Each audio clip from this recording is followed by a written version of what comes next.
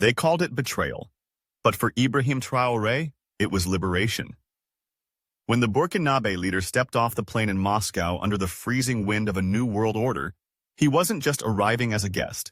He was walking into history as the man who dared to shatter a 200-year illusion. The West wasn't ready, not for this, not for him, because in their eyes, Africa was always supposed to ask for help, not make decisions. But Captain Traoré had already made his. With the stroke of a pen and the weight of his silence, Burkina Faso officially submitted its intent to join BRICS. The shock wasn't just diplomatic, it was existential. Washington panicked. Paris was paralyzed. For decades, they had built invisible walls around African leadership, loans with chains, alliances with hidden knives, currencies linked to foreign vaults. Yet here stood a man in military green, a former captain, unaffiliated with the old guard, now shaking hands with Russian officials, speaking of sovereignty, multipolarity, and African dignity. It wasn't supposed to happen this way. He wasn't supposed to survive the coup. He wasn't supposed to expel French troops. He wasn't supposed to reject IMF recommendations and laugh off veiled threats from Brussels. And he certainly wasn't supposed to choose BRICS, a bloc of nations once dismissed as irrelevant by Western analysts. But Traoré understood something they didn't. BRICS wasn't just an economic pact, it was a symbol. A rupture. A mirror held up to the Western world showing its crumbling narrative. As he sat across from Russian, Chinese, Brazilian, Indian, and South African officials, Traoré said just one sentence that would echo from Moscow to Bamako to Washington. We no longer need permission to be powerful. The room froze. Outside, international media scrambled for explanations. But there was none. Because this wasn't just geopolitics. This was personal. For every Burkinabe child who grew up learning about French aid while living without water. For every African president overthrown after refusing to privatize mines. For every soldier left to die while foreign armies monitored insurgencies from air-conditioned bases. BRICS wasn't a gamble, it was a reckoning. The betrayal the West felt was never about treaties. It was about control slipping through their hands like sand. One small nation with no nukes, no Wall Street, and no colonial guilt had just flipped the table. And the worst part?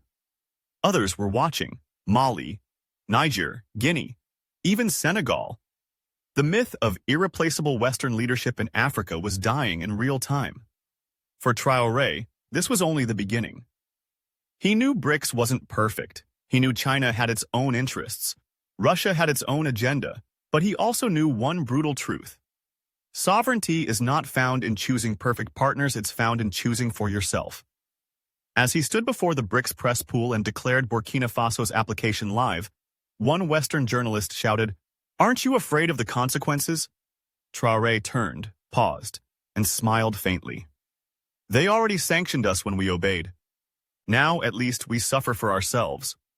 That line went viral in seconds. But the real story was just beginning. Because while Western analysts debated what went wrong, Traoré was already planning trade in gold, cotton, and minerals using national currencies.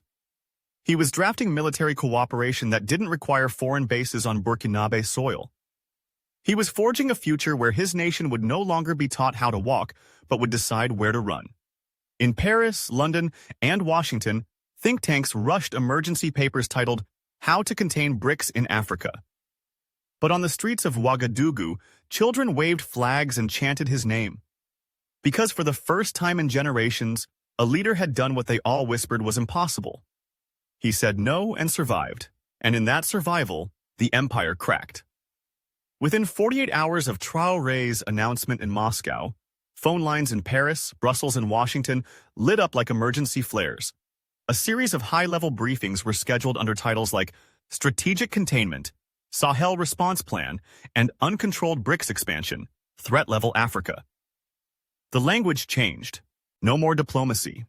They called it infection. They called it contamination. Because one man had dared to do what every previous African leader had only whispered behind closed doors. Walk away from the script. Sanctions were immediately reviewed. Military cooperation was suspended. Intelligence operations across the Sahel were reactivated.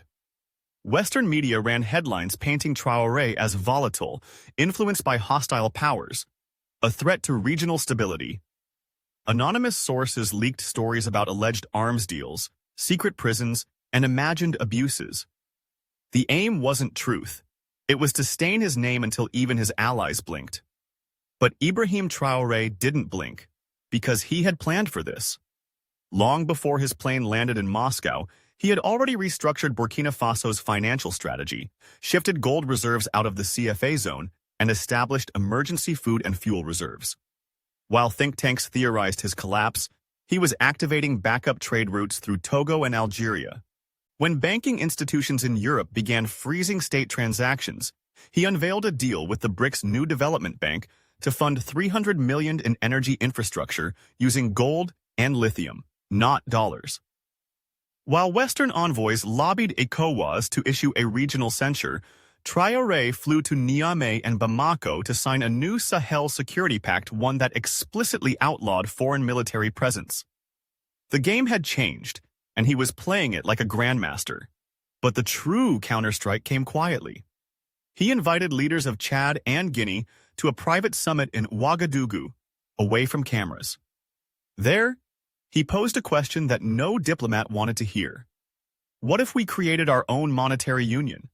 One based not on colonial currencies or IMF diktats, but on natural resources and regional value. A currency backed by gold, uranium, and real trade, not speculation. Eyes widened, and so did possibilities. Meanwhile, in Washington, a Defense Department analyst quietly typed a report marked Eyes Only, with one chilling conclusion. Africa is slipping beyond Western reach, and Traoré is no longer a military officer. He's a movement. What they didn't understand was that he never wanted war. Traoré wasn't building an empire. He was breaking one. Not with weapons, with decisions. Quiet ones, calculated ones. And now, every time a Western diplomat landed in Dakar, Abidjan, or Lagos, the first question they were asked behind closed doors was, how did you let Traoré do it? And worse, can our people do the same? In Ouagadougou, the streets were quiet the night the news spread. No fireworks, no parades, just a silence heavy with realization.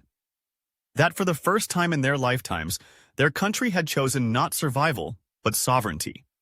Somewhere inside the presidential compound, Captain Ibrahim Traoré sat alone, not in triumph, but in calculation. His desk bore no trophies, only maps, memos, and the weight of history. He understood what was coming. More pressure, more rumors, maybe even new attempts to remove him. But he also knew something deeper had shifted, not just in geopolitics, but in the minds of his people. They were no longer waiting for the West. They were watching him, and that alone was more powerful than any alliance. He picked up a pen and wrote one sentence in his notebook, the same words that would later be carved into the granite wall of the new Sahel Charter. Let it be known, we bent the knee no more. The world had been warned. The betrayal they feared wasn't the end of diplomacy. It was the beginning of Africa's first real negotiation, and Traoré had just named the price.